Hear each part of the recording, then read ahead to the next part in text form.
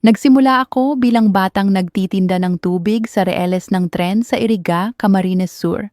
Ako si Nora Honor at ito ang kwentong kanto ko.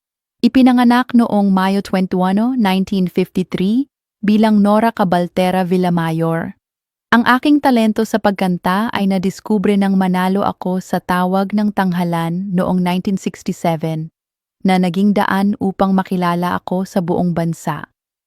Mula sa pagiging mga awit, pumasok ako sa mundo ng pelikula at naging bahagi ng mahigit 180 na pelikula, kabilang ang mga obra tulad ng Himala, Bona, at The Floor Contemplation Story. Sa aking karera, nakamit ko ang mga prestihiyosong parangal tulad ng FAMAS Hall of Fame, Gawad Urian, at Asian Film Award for Best Actress. Noong 2022, pinarangalan ako bilang pambansang alagad ng sining para sa pelikula at sining pantelebisyon. Sa personal na buhay, ikinasal ako kay Christopher De Leon noong 1975 at kami ay nagkaroon ng isang biological na anak na si Ian De Leon. Nag-ampon din kami ng 4 na anak, sina Lotlot, Matet, Kiko, at Kenneth. Apo ko rin si Janine Gutierrez.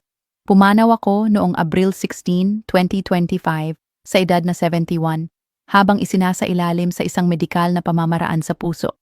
Ako si Nora Honor, ang superstar ng pelikulang Pilipino. Ang aking kwento ay patunay na ang talento at determinasyon ay maaaring magtagumpay sa kabila ng kahirapan.